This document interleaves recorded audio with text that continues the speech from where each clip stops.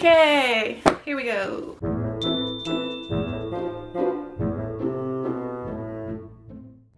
Hi, welcome back to the channel. My name is Sarah and I am in a fantastic mood today.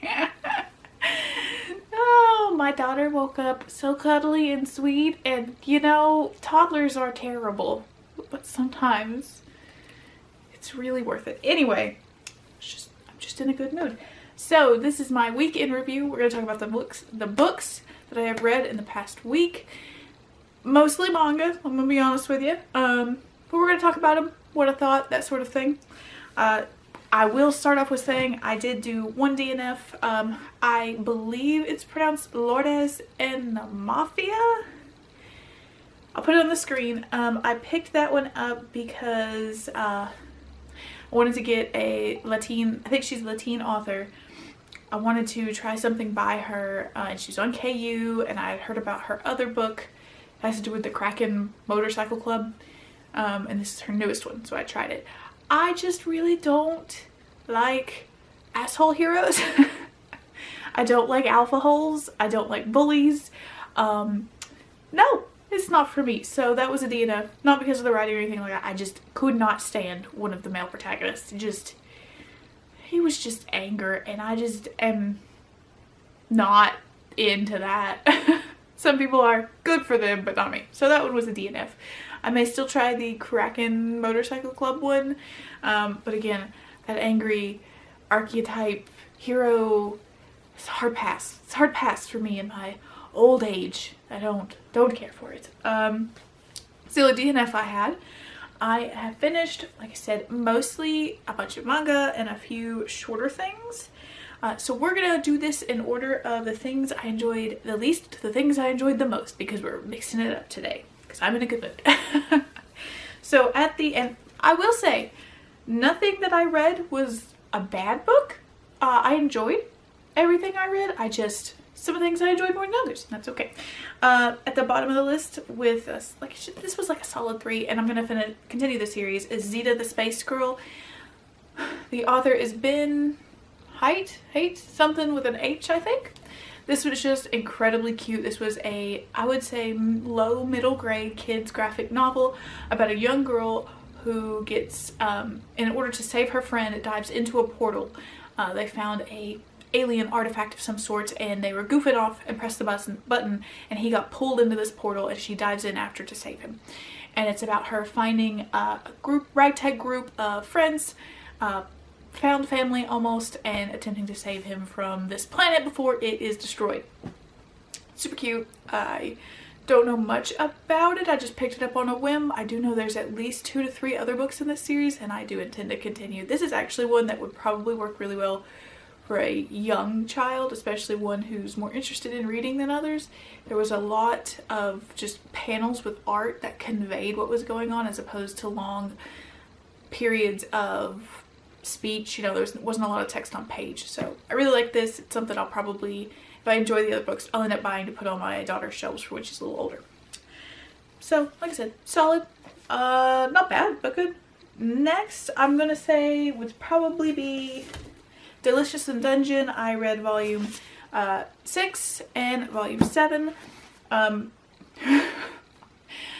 I started this series singing, oh, this is a cozy manga series, and now I am just constantly in a state of apprehension and worry.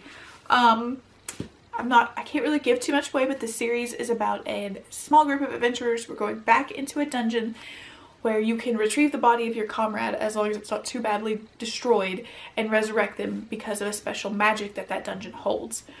They go back in to get he's the main character-esque. He's not on one of these covers. Leos, his sister. They're on a quest to save her. She was eaten by a red dragon, and it's what comes from that.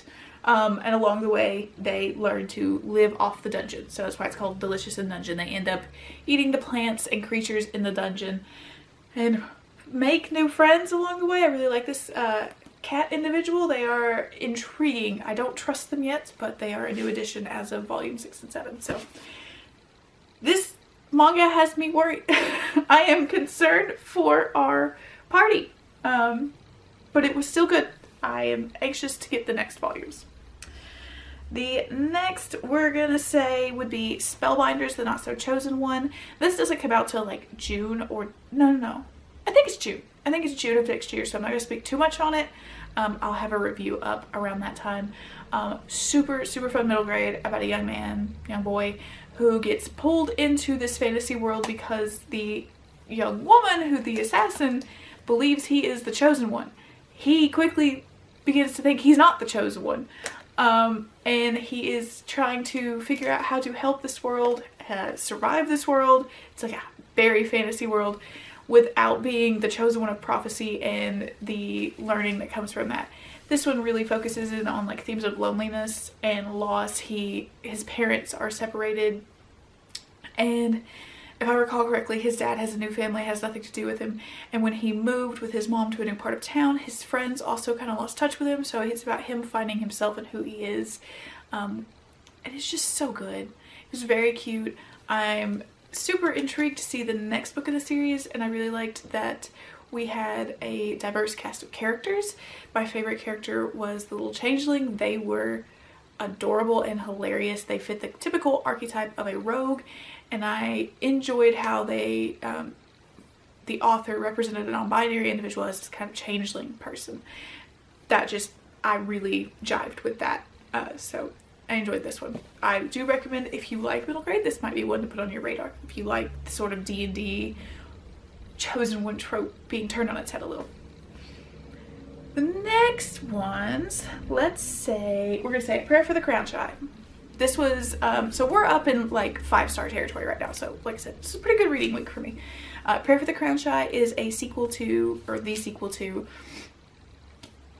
wow, way to forget your favorite book, The Psalm for the Wild Built. These are by Becky Chamber.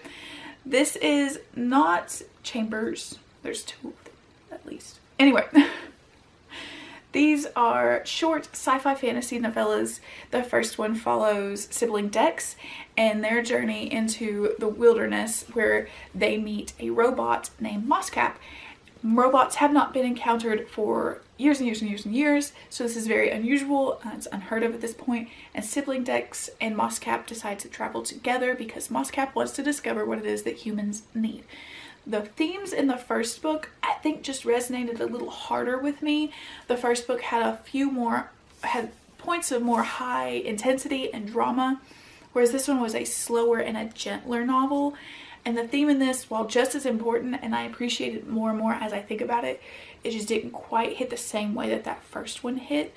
But it was still a fantastic book, and I highly recommend this duology, especially for people in like the us millennials. This is a good duology to read. The year I read the first one, I bought it for all of my friends for Christmas, which I don't normally do.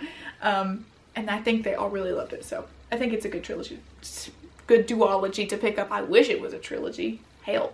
All right, moving on. So we're going to go with the first 3 volumes of the Ancient Magus's Bride. So we've got volume 1, 2, and 3, and I did get these from my local library. This series follows, I think it's pronounced Ches. They call her Little Robin, so I'm gonna call her the Robin. This is her right here. She is sold to Elias, I think is how you pronounce his name right here. And she is a special kind of mage that can both take in and generate magic. And because of that, her kind don't live very long. She has been abused and abandoned in her previous life, leading up to this capture and then enslavement, this capture and being sold. Elias frees her and says, I want to take you on as my apprentice because you are this special kind of mage. And it is their story, how she is coming to terms with things that happened to her, how she is learning to be human and feel and see the world again almost. And along the way, she's forming this relationship with Elias. And one of the things that I really appreciate that they started in volume 2 and continued in volume 3 is, so like I was saying before I had to move, in volume 2 and 3, they start looking at this idea that she becomes almost codependent for a time on Elias. And everyone around her is like, you need to step away. You need to follow your own future. And I just appreciated that, because a lot of times in these types of stories, that codependency, that like absolute dedication and dependence on each other for everything is common, and it can be romanticized almost. But in this, the mangaka is taking the time to be like, no, she needs to learn to live her own life and be out, you know, live outside of what's going on. And I like that discussion that they were having. I have the next few on hold from the library, so this series will be making a reoccurrence in my wrap-ups, and I actually plan on collecting these for my collection. So those were all fantastic. I think of the three, my favorite was probably... Oh no! I loved the arc in the arc of the cat island in the first two, but the discussions in the third one, I'm holding these up in the wrong order, were so good. So I don't know that I have a favorite of the three. I just loved it overall. And the final book, and honestly the reason it's probably this high on the list is because I read it last night, was Set the Record Straight. And the author on this, I want to pull this up so I don't say her name right, is Hannah Bonham Young. Hannah Bonham Young. And this is an indie romance novella. It just came out, I think, yesterday or the day before. It's like $2.99 and it's on KU. I pre-ordered it because I stumbled upon the author's Instagram and one of the advertisement posts she had up for it, and I thought it sounded cute.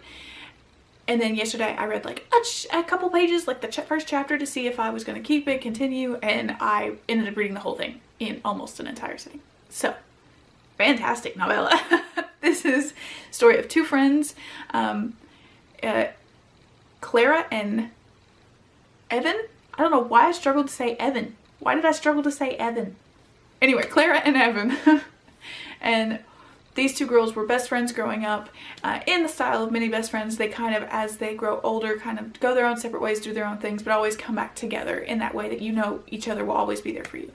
So at this point they have come back together. They've both finished college, they're in their careers, and they end up in this predicament where they need to fake date.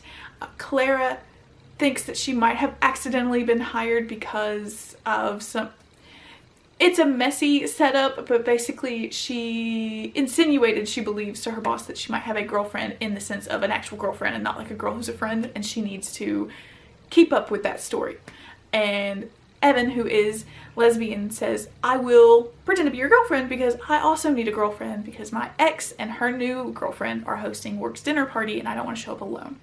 So best friends, they get along well. So they decide, sure, why not? This was so low angst. It was so sweet. There was one moment that made me cry, and it was talking about Evan was kicked out by her parents when she came out as gay to them. So go into that knowing there is some discussion of that. The event itself is not seen on page, but it's talked about, and Evan has to kind of work through that at one point, and it really tore me up. That sort of thing really gets to me, and it did make me cry, and I really liked how Clara handled it, and I really liked the dynamic of the two, because Evan is autistic and Clara has ADHD, and the representation on Clara, just, I was so seen. There was at one point she's describing how her brain, she saw one thing walking down the street and her brain made 17 different jumps to this entirely different thing, and she's like, oh, I'm gonna do this today, that's my new thing. And like, wow, that's me. That is me so much in a nutshell. So I loved this, adored it, thought it was very cute. I'll probably even end up buying a copy of it. So I highly recommend go check that out. If you have KU, again, it's free. If you don't, it's very cheap, and it's a perfect little novella for the holidays. Like I said, low angst, a little bit of trauma to work through there at one point, but otherwise, fantastic read. I can't recommend it enough. So that's everything that I've read. So what I'm currently working on is I am reading Kiss Her Once for Me by Alison Cochran. I am not very far in. Whoa, there goes my Post-it notes. But I have started it and I'm enjoying it so far. I'm looking forward to reading more of that, probably today. I am almost done with Freedom is a Constant Struggle. I don't know if you can see my Kindle. Freedom is a Constant Struggle by Angela Y. Davis, Ferguson, Palestine, and the Foundations of a Movement. I want to read this before I get to Babel, which is one of my shame on me arcs that I've had since like June. And I haven't read. I do have my own copy. I will say, in my defense, if I go too long without reading an arc, I do buy the physical copy if I can, and I'm still super interested in it because I feel terrible about it. So I do have a very nice copy of Babel, and I will be reading it. And last night I started These Fleeting Shadows by Kate Alice Marshall. I'm gonna be honest, I had low expectations, but within 15 pages I was sold. I'm in. I love the writing. I love this vibey, atmospheric sort of writing. And it seems like it might be a haunted house, and I love haunted house stories so much. So that is what I'm currently reading. I'm trying to think. I am also reading one more thing, my current holiday novella. Let me pull it up because it's not on that Kindle. That Kindle is airplane mode because I have books from the library out on it. The Visitor by Sergio Gomez. This is a Christmas alien horror novella. And that just sounds ridiculous. So I'm in. But that's it. That is everything, I believe, for this week in review. I'm not going to do a little mini haul on this one because I got quite a few books for my birthday. I'm gonna say what it is. My husband and I call it Birth of Christmas. It's his birthday, our anniversary, and Christmas. We do all of it at once. And he got me quite a few books. And I got a couple of books because we went out shopping, that sort of thing. So I'm going to do I'll probably do a book haul at the end of the month with everything that I end up getting. So that's it. I am probably been talking way too fast and I apologize, but that's where I'm at today. I hope you guys have had a wonderful week. I hope everyone has a happy holidays, whatever you celebrate, wherever you celebrate. And if you don't celebrate holidays, I hope that you enjoy all of the food and sales that are going on right now, because there's some tasty food. McDonald's holiday pies, don't sleep on those. But that's it from me. Let me know down below if you've read any of these, if you enjoyed them, if you liked them. Like, comment, subscribe, and I'll talk to you guys again soon. Bye.